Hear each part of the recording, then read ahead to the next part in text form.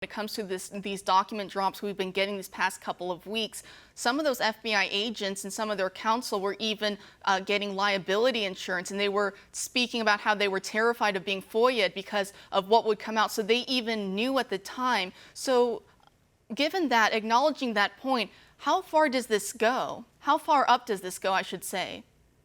Well, it goes all the way to the Obama Oval Office and Vice President Biden at the time, and Susan Rice and Sally Yates and James Comey and Andrew McCabe and the agents that proceeded to do their dirty work. So There's very little doubt about any of it now. I just want Mr. Durham to get busy rendering indictments, because all of this was obstruction of justice at the highest levels, not to mention multiple false statements to the FBI themselves, to Congress, to courts. All kinds of things were done wrong here.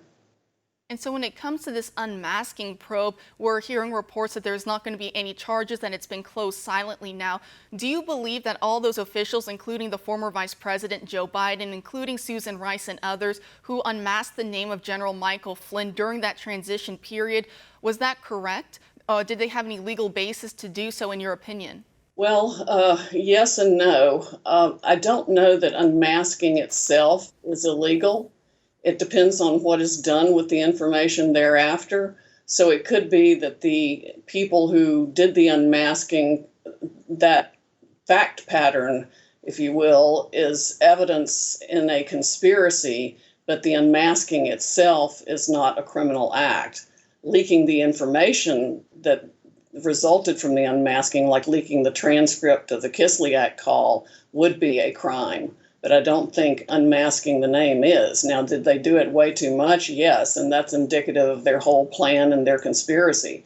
By contrast, General Flynn only unmasked one person in his entire career in intel, and that was because they were talking to a known terrorist. So the unmasking was running rampant. There's no good reason for it, except to work on their plan to create the whole Russia collusion hoax.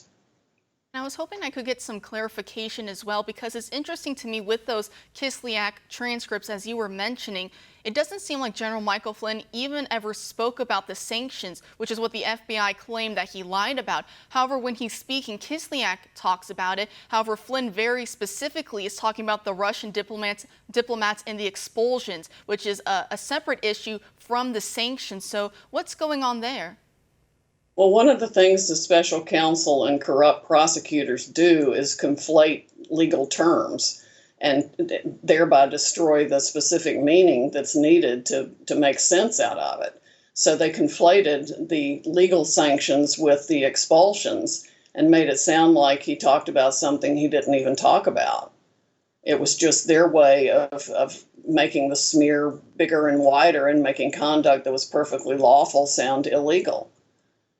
And when we go back to the heart of this, General Michael Flynn was obviously targeted by the Obama administration. He had a target on his back. And so then the question becomes why? And when we look through Michael Flynn, his life, his experience, especially when he was working for the Obama White House, it seems like he knew something about Iran. He knew something about the nuclear deal that Obama didn't want getting out. We also saw General Michael Flynn. He wanted to slim down and make the intel community more efficient. And we remember how back in 2017, Senator Chuck Schumer, when he was talking about President Trump, he was saying, don't mess with the intel community because they've got, I think it was 8 ways from Sunday getting back at you. He makes that same threat. So it's almost like he poked the hive there and the bees swarmed him. Oh, definitely. He sure kicked the hornet's nest.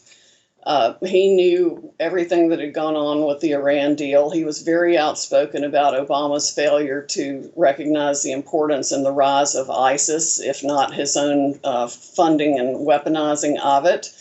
There were any number of things that were wrong across the intel community that General Flynn knew about and was going to correct. CIA ops running billions off books to do things they shouldn't have been doing, all kinds of things.